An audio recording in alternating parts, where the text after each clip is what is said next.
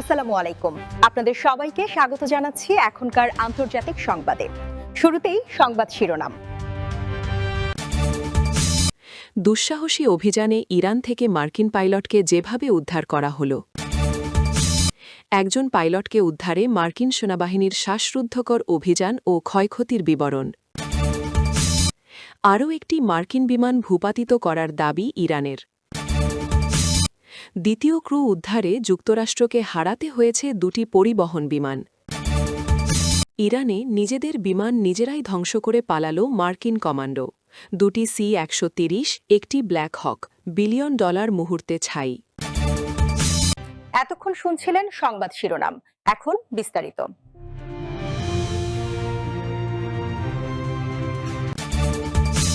F-15 যুদ্ধবিমানের নিখোঁজ পাইলটকে উদ্ধারের দুঃসাহসিক অভিযানের বর্ণনা দিলেন মার্কিন প্রেসিডেন্ট ডোনাল্ড ট্রাম্প। তিনি জানিয়েছেন ওই পাইলট কিছুটা আহত হয়েছেন, তবে অলৌকিকভাবে বেঁচে আছেন। ট্রাম্প রবিবার ঘোষণা করেন একটি দুঃসাহসিক অনুসন্ধান ও উদ্ধার অভিযানের মাধ্যমে নিখোঁজ F-15 যুদ্ধবিমানের ক্রু সদস্যকে উদ্ধার করা হয়েছে। তিনি বলেন এই অভিযানে যুক্তরাষ্ট্রের সামরিক বাহিনী বিশ্বের সবচেয়ে প্রাণঘাতী অস্ত্রে সজ্জিত ডজনখানেক বিমান পাঠিয়েছিল। শুক্রবার ইরান একটি মার্কিন যুদ্ধবিমান 2 আসনের F-15E স্ট্রাইক ঈগল ভূপাতিত করে। এতে একজন পাইলট ও একজন অস্ত্রব্যবস্থা বিষয়ক কর্মকর্তা ছিলেন। অস্ত্রব্যবস্থা কর্মকর্তাকে উদ্ধার করা হলেও পাইলট নিখোঁজ ছিলেন। ট্রুথ সোশ্যালে এক দীর্ঘ পোস্টে ট্রাম্প জানান নিখোঁজ হওয়ার 2 দিন পর ওই পাইলটকে উদ্ধার করা হয়। তিনি লিখেছেন, আমার নির্দেশে মার্কিন সামরিক বাহিনী তাকে উদ্ধারের জন্য বিশ্বের সবচেয়ে প্রাণঘাতী অস্ত্রে সজ্জিত ডজনখানেক বিমান পাঠায়। তিনি আহত হয়েছিলেন, তবে তিনি ঠিক হয়ে যাবেন। অন্যদিকে আল জাজিরার প্রতিবেদনে বলা হয়েছে শত শত বিশেষ অভিযান বাহিনীর সদস্য এই অভিযানে অংশ নেয়। তারা ইরানের ভেতরে প্রবেশ করে ওই বিমান চালককে উদ্ধার করে এবং তাকে দেশ থেকে বের করে নিরাপদ স্থানে নিয়ে আসে। প্রতিবেদন অনুযায়ী অন্ধকারে শুরু হওয়া এই নাটকীয় অভিযান দিনের আলোতে শেষ হয়, তবে এটি পুরোপুরি পরিকল্পনা অনুযায়ী হয়নি। অভিযানের সময় তীব্র গোলাগুলি হয়। সেই পরিস্থিতির মধ্যেই মার্কিন বাহিনী ওই বিমান চালককে উদ্ধার করতে সক্ষম হয়। ট্রাম্প আরও জানান শনিবার আরেকজন পাইলটকেও উদ্ধার করা হয়েছে, তবে দ্বিতীয় উদ্ধার অভিযানটি ঝুঁকির মধ্যে পড়তে পারে এই আশঙ্কায় তা আগে প্রকাশ করা হয়নি। তিনি লিখেছেন, সামরিক ইতিহাসে এই প্রথমবার শত্রু ভূখণ্ডের গভীরে পৃথকভাবে 2 জন মার্কিন পাইলটকে উদ্ধার করা হয়েছে। আমরা কখনোই কোনো মার্কিন যোদ্ধাকে ফেলে রাখি না। কোনো একজন মার্কিন সদস্য নিহত বা আহত ছাড়াই এই দুটি অভিযান সফলভাবে সম্পন্ন হওয়া প্রমাণ করে যে আমরা ইরানের আকাশে পূর্ণ আধিপত্য প্রতিষ্ঠা করেছি। এটি এমন একটি মুহূর্ত যা নিয়ে সব আমেরিকানের গর্ব করা উচিত। উদ্ধার হওয়া ক্রু সদস্যের পরিচয় প্রকাশ করা হয়নি। ট্রাম্প জানান তিনি একজন অত্যন্ত সম্মানিত কর্নেল এবং বর্তমানে সম্পূর্ণ নিরাপদ। তিনি আরও বলেন এই সাহসী যোদ্ধা ইরানের দুর্গম পাহাড়ি এলাকায় শত্রুদের পেছনে ছিলেন এবং শত্রুরা ক্রমশ তার কাছাকাছি পৌঁছে যাচ্ছিল। তবে তিনি কখনোই একা ছিলেন না, কারণ তার অবস্থান 24 ঘণ্টা নজরদারিতে রাখা হচ্ছিল এবং তার উদ্ধারের পরিকল্পনা সতর্কভাবে করা হচ্ছিল। গত এপ্রিল 3 দক্ষিণ পশ্চিম ইরানের আকাশে রুশ ক্ষেপণাস্ত্রের আঘাতে একটি F-15E স্ট্রাইক ঈগল ভাইপার 21 ভূপাতিত হয়। এই যুদ্ধবিমানে 2 জন সৈন্য বহন করে, একজন পাইলট এবং আরেকজন অস্ত্র নিক্ষেপকারী। বিমানটি বিধ্বস্ত হবার পূর্বেই দুজনেই সফলভাবে বিমান থেকে বেরিয়ে আসতে সক্ষম হয়।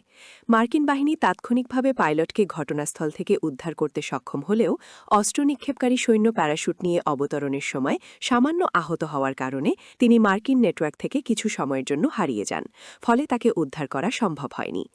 এর প্রধান কারণ এই সৈন্য ইরানিদের হাতে পড়লে তাকে জিম্মি করে যুদ্ধ বন্ধে ইরানিরা দর কষাকষি শুরু করতে পারত, কিংবা ইরানি সেনাবাহিনী মার্কিন যুদ্ধ পরিকল্পনা, সেনা অবস্থান, কৌশল প্রভৃতি বিপুল পরিমাণ তথ্য যা এই সৈন্যের মাথায় ও স্মৃতিতে ছিল তা হাতিয়ে নিয়ে যুদ্ধক্ষেত্রে ব্যবহার করতে পারত এমন আশঙ্কা ছিল তাদের। তাছাড়া যুক্তরাষ্ট্রের মধ্যে ট্রাম্প সরকারকে সমালোচনার মুখোমুখি হতে হতো এমন আশঙ্কা থেকে এই সৈন্যকে উদ্ধার করার জন্য মার্কিন সেনাবাহিনী ইতিহাসের এক স্মরণীয় অভিযান শুরু করে। একটি ওপেন সোর্স ইন্টেলিজেন্স নেটওয়ার্ক দাবি করেছে, ট্রাম্প প্রশাসনের একজন ঊর্ধ্বতন কর্মকর্তা আমাকে বলেছেন যে ওয়েপন সিস্টেমস অফিসারকে খুঁজে বের করার আগে এবং এবং মার্কিন উদ্ধার অভিযান শুরু হওয়ার আগে সেন্ট্রাল ইন্টেলিজেন্স এজেন্সি একটি বিভ্রান্তিকর প্রচারণা শুরু করেছিল। ইরানের অভ্যন্তরে গুজব ছড়ানো হয়েছিল যে মার্কিন বাহিনী তাকে ইতিমধ্যেই খুঁজে পেয়েছে এবং তাকে স্থলপথে সরিয়ে নেওয়ার জন্য নিয়ে যাচ্ছে। এক কর্মকর্তার মতে সেন্ট্রাল ইন্টেলিজেন্স এজেন্সি সিআইএ তাদের অনন্য সক্ষমতা ব্যবহার করে ওয়েপন সিস্টেমস অফিসারকে খুঁজে বের করে। এটি ছিল খড়ের গাদায় সূচ খোঁজার মতো একটি চিরায়ত ঘটনা। তবে এবারের সূচটি ছিল পাহাড়ের ফাটলে লুকিয়ে থাকা এক সাহসী আমেরিকান, যিনি সিআইএ এর সক্ষমতা ছাড়া অদৃশ্য ছিলেন। তিনি বলেন, সূত্রের মতে সেন্ট্রাল ইন্টেলিজেন্স এজেন্সি অবিলম্বে পাইলটের সঠিক স্থানাঙ্ক পেন্টাগন, মার্কিন সামরিক নেতৃত্ব এবং হোয়াইট হাউসের সাথে শেয়ার করে। প্রেসিডেন্ট অবিলম্বে একটি উদ্ধার অভিযান শুরুর নির্দেশ দেন, যা পেন্টাগন কার্য করে, এবং একই সাথে সেন্ট্রাল ইন্টেলিজেন্স এজেন্সি এই অভিযানের সমর্থনে রিয়েল টাইম গোয়েন্দা তথ্য সরবরাহ করতে থাকে। এদিকে পেন্টাগনের ঊর্ধ্বতন কর্মকর্তারা দ্য নিউ ইয়র্ক টাইমসকে জানিয়েছেন, চূড়ান্ত পর্যায়ে ভূপাতিত F-15E বিমানের দ্বিতীয় ক্রু সদস্যকে, ওয়েপন সিস্টেমস অফিসারকে উদ্ধার করার পর দুটি C-130 পরিবহন বিমান, যেগুলোর বিশেষ বাহিনীর সদস্য এবং পাইলটদের একটি নিরাপদ স্থানে সরিয়ে নেওয়ার কথা ছিল, সেগুলো ইরানের অভ্যন্তরে একটি প্রত্যন্ত স্থানে আটকে পড়ে। কামান্ড সমস্ত মার্কিন সামরিক কর্মী ও পাইলটদের উদ্ধারের জন্য 3টি অতিরিক্ত বিমান পাঠানোর সিদ্ধান্ত নেয় এবং একই সাথে দুটি অচল বিমান ধ্বংস করে দেওয়া হয় যাতে সেগুলো ইরানিদের হাতে না পড়ে। তবে মার্কিন সূত্রগুলোর এই দাবি অস্বীকার করেছে ইরান। IRGCর মুখপাত্র F-15 পাইলট উদ্ধারের বিষয়ে ট্রাম্পের প্রশ্নের জবাব দিয়েছেন।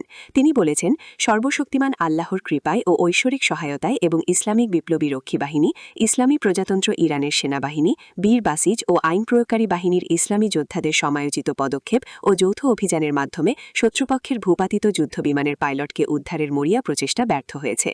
দক্ষিণ ইস্ফাহানে শত্রুপক্ষের আক্রমণকারী বিমানগুলো, যার মধ্যে দুটি ব্ল্যাক হক হেলিকপ্টার এবং একটি C-130 সামরিক পরিবহন বিমান ছিল, সেগুলো আঘাতপ্রাপ্ত হয়েছে এবং ইসলামের বীর যোদ্ধাদের ক্রোধের আগুনে পড়ছে। এছাড়াও IRGC ট্রাম্প এবং পশ্চিমা গণমাধ্যমের দাবি উড়িয়ে দিয়ে বেশ কিছু ভিডিও ও ছবি প্রকাশ করেছে। সকল ভিডিও ও ছবিতে দেখা যাচ্ছে পাইলটকে উদ্ধার করতে আসা মার্কিন পরিবহন বিমান, হেলিকপ্টার ও ড্রোনের ধ্বংসাবশেষ ঘটনাস্থলে পড়ে রয়েছে, সেখান থেকে ধোঁয়া উঠছে।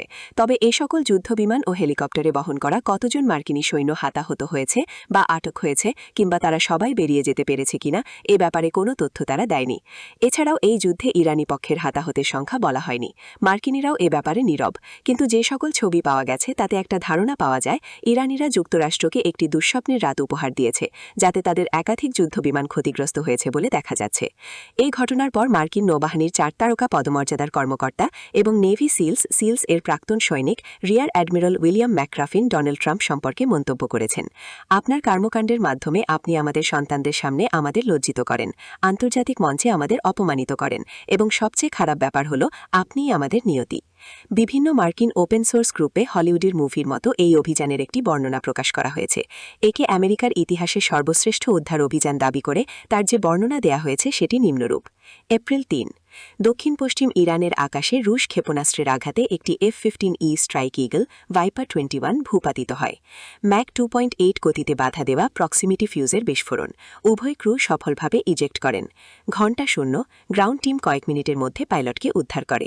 বিমান চালক একা, আহত, গোড়ালি ভাঙা অবস্থায় শত্রুপক্ষের গভীর ভূখণ্ডের অবতরণ করেন। ঘণ্টা 1 থেকে 4, বিমান চালক রাতের অন্ধকার ও ভূখণ্ড ব্যবহার করে আত্মগোপন শুরু করেন। IRGC ড্রোন ও কুকুর দিয়ে ব্যাপক তল্লাশি অভিযান শুরু করে। লোকাল জনগণ ইরানের বর্তমান শাসন ব্যবস্থার বিরোধী। ঘণ্টা 4 থেকে 8, পুরস্কারের লোভে হাজার হাজার ইরানি সিভিলিয়ান এই অনুসন্ধানে যোগ দেয়। যুক্তরাষ্ট্র পাল্টা পুরস্কার ঘোষণা করে। যুক্তরাষ্ট্র ইরানের রাডার ও যোগাযোগ ব্যবস্থায় প্রতিবন্ধকতা সৃষ্টি করে। ঘণ্টা 8 থেকে 12, আহত হওয়া সত্ত্বেও WSO 7000 ফুট উঁচু পাহাড় চূড়ায় আরোহণ করেন। IRGCর অতিরিক্ত সৈন্যের আগমন ঠেকাতে যুক্তরাষ্ট্র ক্রেটারের রাস্তাগুলোতে হামলা চালায়। ঘণ্টা 12 থেকে 18, WSO শৈলশিরার চূড়ায় পৌঁছে পাথুরে ফাটলে লুকিয়ে পড়েন। মিত্রবাহিনীর সাথে প্রথম সংক্ষিপ্ত রেডিও যোগাযোগ স্থাপন করেন। ঘণ্টা 18 থেকে 24, চীনা ম্যানপ্যাডের গুলিতে একটি A-10 ওয়ার্থক বিমান ভূপাতিত হয়। নৌবাহিনীর সহায়তায় পাইলটকে নিরাপদে উদ্ধার করা হয়। ঘণ্টা 24 থেকে 30, উদ্ধারের চেষ্টাকালে দুটি HH-60W উদ্ধারকারী হেলিকপ্টার ভূমি থেকে ছোড়া গুলিতে ক্ষতিগ্রস্ত হয়। ক্রুরা আহত হলেও ঘাঁটিতে ফিরে আসেন। ঘণ্টা 30 থেকে 36, IRGCর বিমান প্রতিরক্ষা ব্যবস্থার উপর ক্রুজ ক্ষেপণাস্ত্র হামলা চালিয়ে যুক্তরাষ্ট্র পরিস্থিতি আরও তীব্র করে। অল্পের দুর্ঘটনাচ্ছন্ন বেঁচে যাওয়া ড্রোন হামলা থেকে ডব্লিউএসও বেঁচে যান এবং গোলাগুলির মধ্যে নতুন জায়গায় অবস্থান নেন। ৩৬ থেকে ৪২ ঘণ্টা রাত্রিকালীন পূর্ণাঙ্গ উদ্ধার অভিযান শুরু করা হয়। বিশেষ অভিযান দল প্রবেশ করে এবং IRGCর সাথে গোলাগুলিতে লিপ্ত হয়। দুটি C-130 বিমান ইরানের অভ্যন্তরে একটি প্রত্যন্ত স্থানে আটকে পড়ে। তারা বেরিয়ে আসতে সক্ষম হয়নি। কমান্ডাররা শত্রু অঞ্চলে ৩টি বিকল্প বিমান নিয়ে আসেন। ৪২ থেকে ৪৮ ঘণ্টা প্রচণ্ড গোলাগুলির মধ্যে থেকে ডব্লিউএসওকে শনাক্ত করে ঘটনাস্থলে স্থিতিশীল করা হয় এবং উদ্ধার করা হয়। ইরানের হাতে পড়া ঠেকাতে দুটি অচল বিমানই মাটিতে ধ্বংস করে দেওয়া হয়। ইরানি সেনাবাহিনীর অতিরিক্ত সহায়তা আটকাতে রাস্তাগুলো বন্ধ করে দেওয়া হয়। ঘটনাস্থলে পৌঁছানোর চেষ্টায় কনভয়গুলোর জন্য ব্যাপক যানজটের সৃষ্টি হয়। সেখানে বোমা বর্ষণ করা হয়। ৫ এপ্রিল ভোর ডব্লিউএসওকে জীবিত ও সচেতন অবস্থায় বের করা হয়েছে। F-15E বিমানের উভয় ক্রু সদস্য নিরাপদ আছেন। তারা অসুস্থ ও হাসপাতালে চিকিৎসাধীন। এই বর্ণনা মার্কিন ওপেন সোর্স গ্রুপের। নির্ভরযোগ্য সূত্রে এটি যাচাই করা সম্ভব হয়নি। তবে নির্ভরযোগ্য সংবাদ চ্যানেল মেগাট্রন এ ব্যাপারে একটি পরিসংখ্যান দিয়েছে।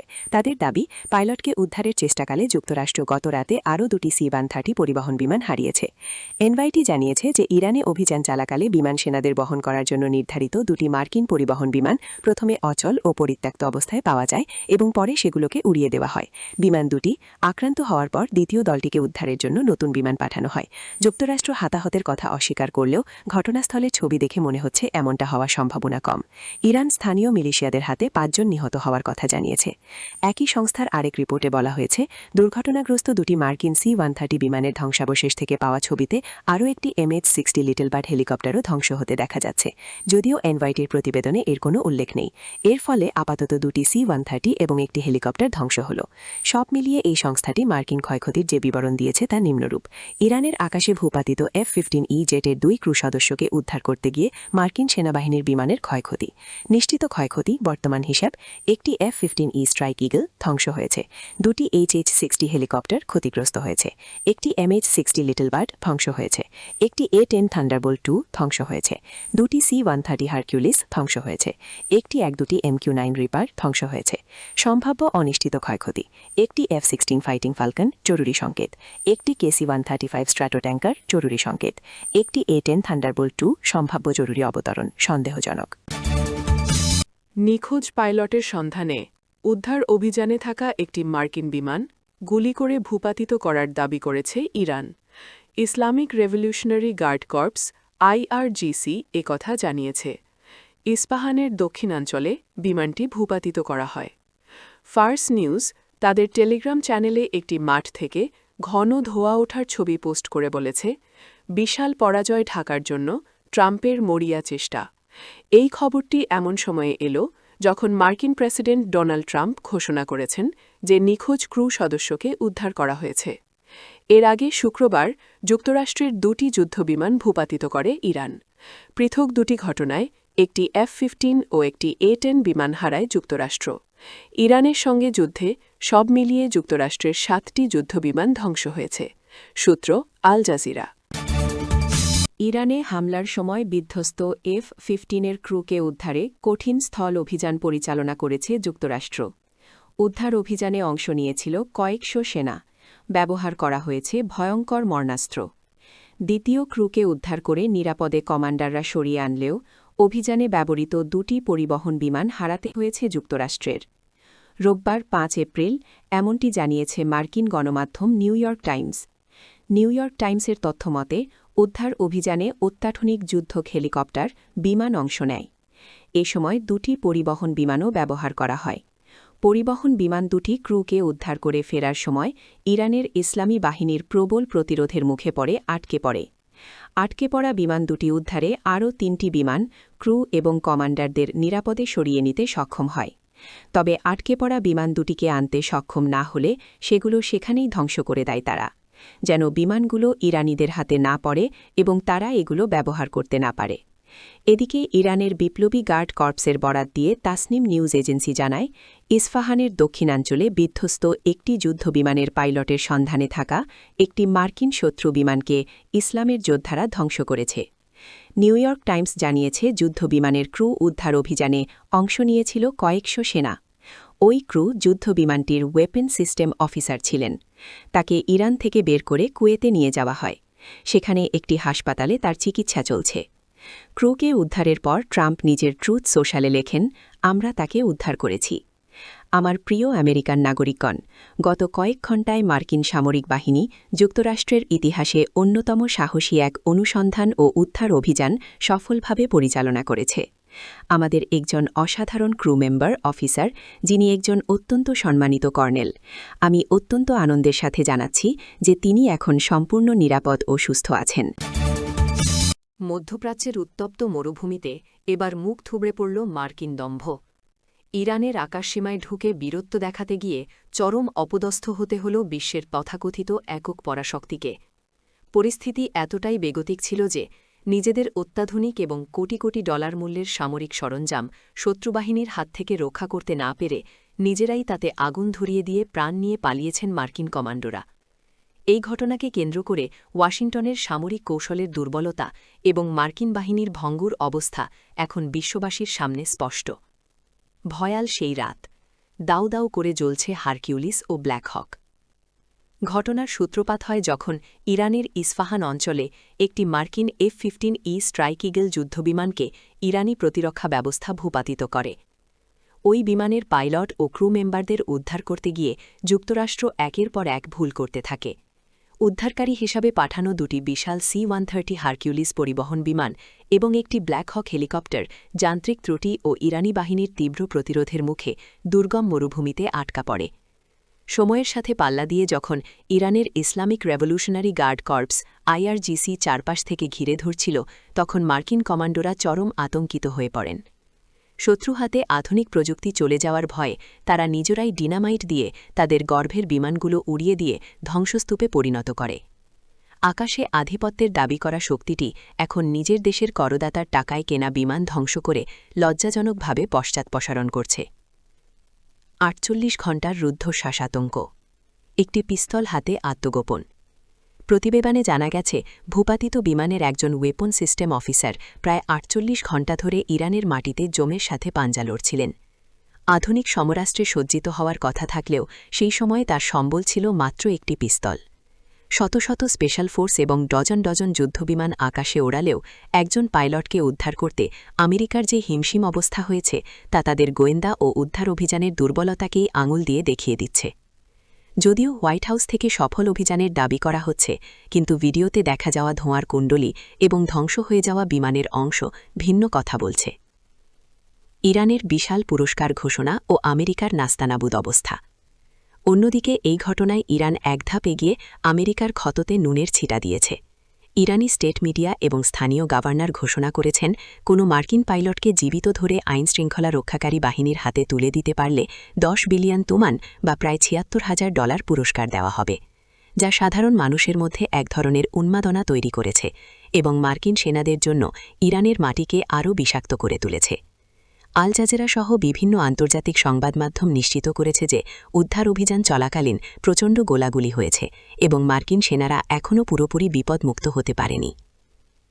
পরাক্রমের আড়ালে লুকানো দুর্বলতা। সামরিক বিশ্লেষকরা বলছেন, আমেরিকার এই পরাজয় কেবল সরঞ্জাম হারানোর নয়, বরং এটি তাদের মনস্তাত্ত্বিক পরাজয়। ট্রাম্প প্রশাসন যখন দাবি করছে তারা ইরানের আকাশ পুরোপুরি নিয়ন্ত্রণ করছে, ঠিক তখনই তাদের বিমান ভূপাতিত হওয়া এবং নিজেদের সম্পদ ধ্বংস করে পালিয়ে আসা প্রমাণ করে যে আমেরিকার সুপার পাওয়ার ইমেজ এখন কেবল কাগজে কলমেই সীমাবদ্ধ। ইরানের শক্তিশালী প্রতিরক্ষা ব্যবস্থার সামনে মার্কিন ড্রোন ও বিমানগুলো এখন আর নিরাপদ নয়।